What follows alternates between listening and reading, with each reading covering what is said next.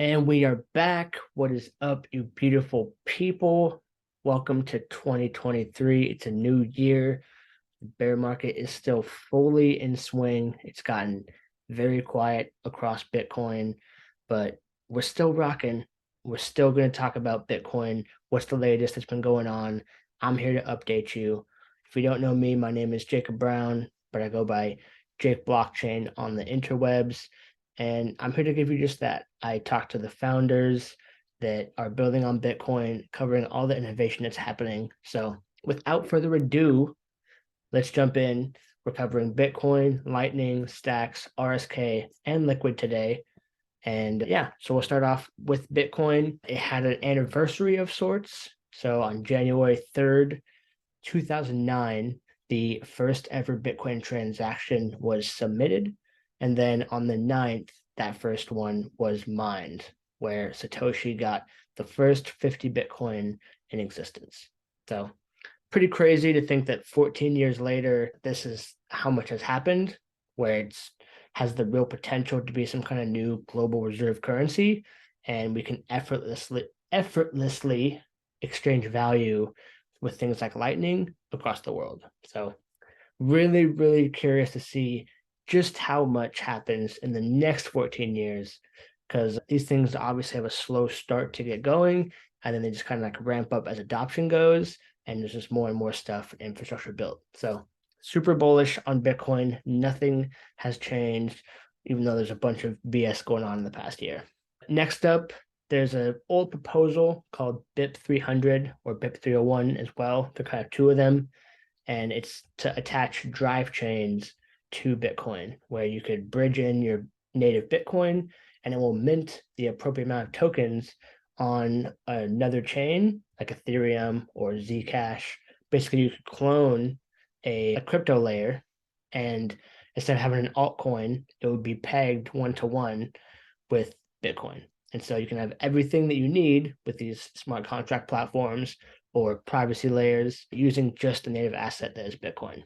But it's kind of been on the shelf for years now, to be honest, partially because Bitcoin's so resistant to change that no one thought it was really feasible. So Paul Stork is the creator of BIP 300, and he just raised 3 million for a new entity called Layer 2 Labs to bring some of this stuff to life and put more effort into the building of it, marketing, etc. Just really bring it to life and operationalize it. So props to him. If you haven't listened to my podcast with the man, highly recommend you check it out. I'll put it on the link in the YouTube video.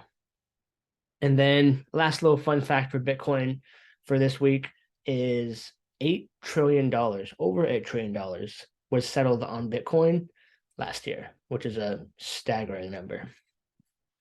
All right, next up, we got Stacks. But before I jump in, a quick word from my sponsor. We all know Bitcoin is for the innovators, the revolutionaries, and the builders looking to build a better world for themselves and for the next generation. We also know the saying, the best time to plant a tree is 20 years ago. The next best time is right now. The same thing applies to building on Bitcoin. If you want to come build with the most active developer community building new use cases for Bitcoin, then it's time you make the leap to learning Clarity.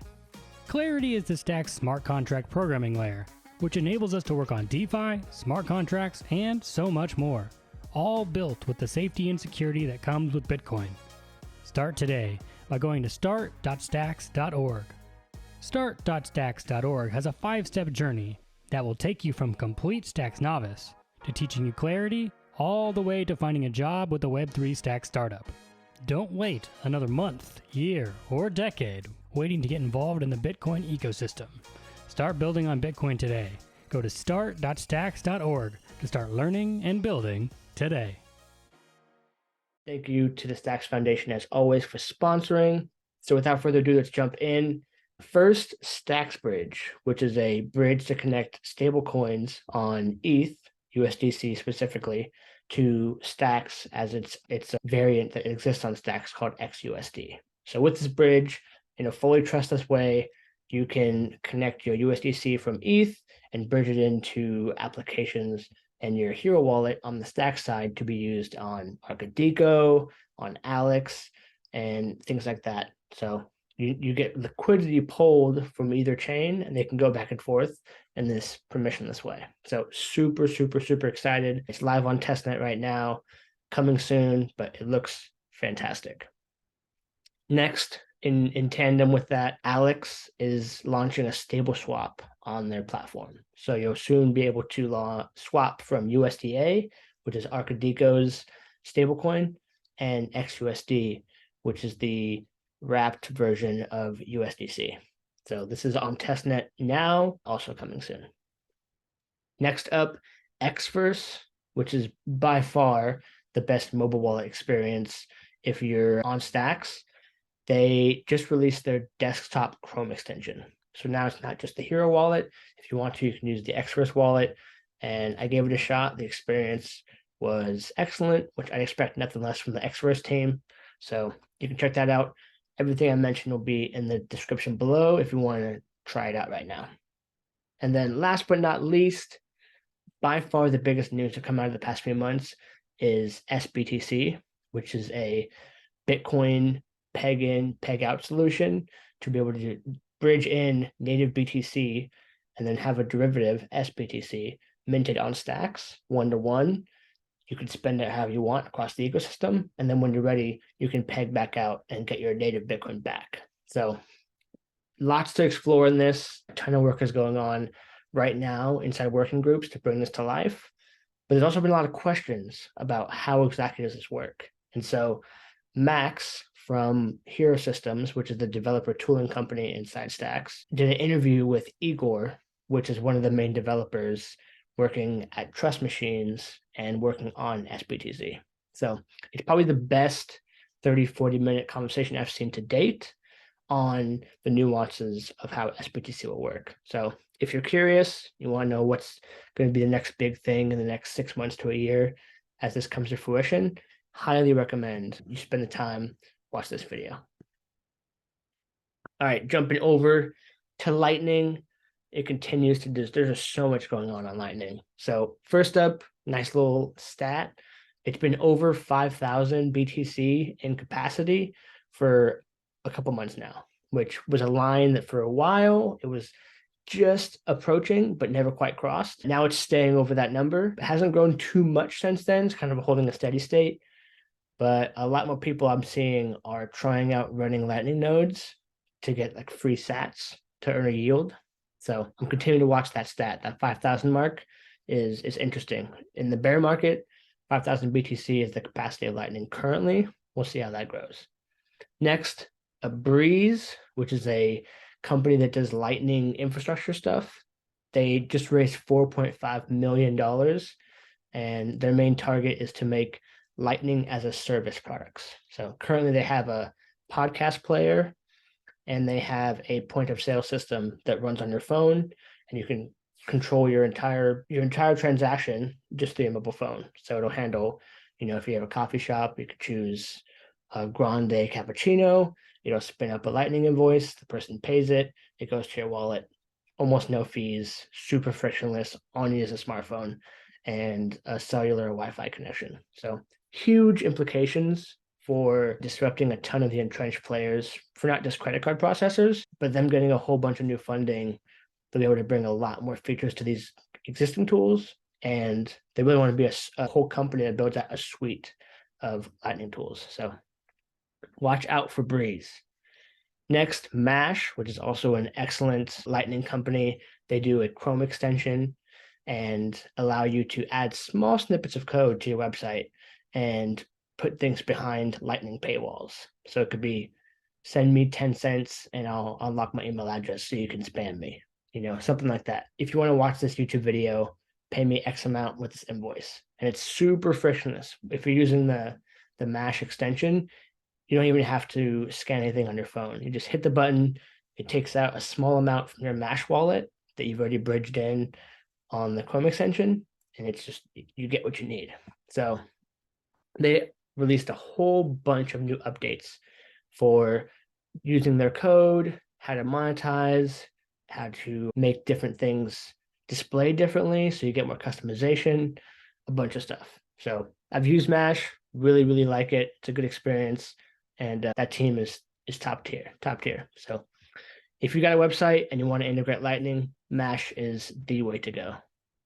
All right, next up, this one's kind of crazy. I was on Stacker News and saw something about Bitcoin NFTs. And so I clicked in, and there's something called inscriptions, which is someone made it possible to attach NFT data directly to an individual Satoshi.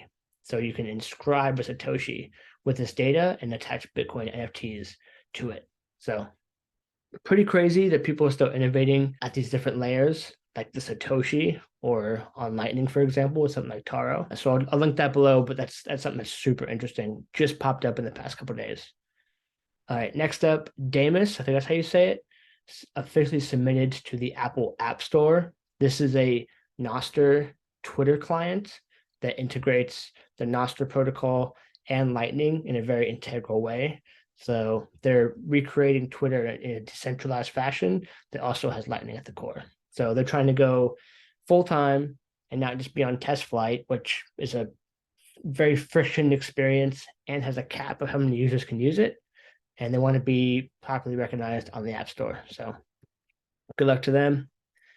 And then last, Zeus released an update. Zeus is trying to be the best non-custodial wallet for Bitcoin and Lightning, and it gives you a ton of features on how to connect to your personal node if you want to, and how your Bitcoin gets spent in a very granular way. So they just released a big update. Very cool to see. All right, bringing it home, we got RSK and Liquid. On the RSK side, there's a new stablecoin that's now in the mix called Dollar on Chain. This launched last month. I missed it, but yeah, it's a Bitcoin-backed stablecoin. But I tried to use it, learn a little more about it, but it's blocked in my geography. So you can check it out, Dollar on Chain. And then Ichiban Swap is a new DEX on RSK for swapping tokens that exist inside the RSK ecosystem. And then last, for Blockstream, they updated their Liquid Network core client to match the latest Bitcoin core, which is version 22. And there's a new application called Fuji Money that allows Bitcoin-backed stables and swaps to happen on Liquid or on Lightning. So pretty cool to see. There's a ton of stuff happening around the stablecoin market. I think people are really realizing that this is a huge use case for the global population, and they have to do it on ETH for the most part today. So you might as well get your head out of your ass and try and bring it to Bitcoin. So very cool to see. That is This Week in Bitcoin, the latest and greatest. I'm your humble host, Jake Blockchain. And until next time, I love y'all. Peace.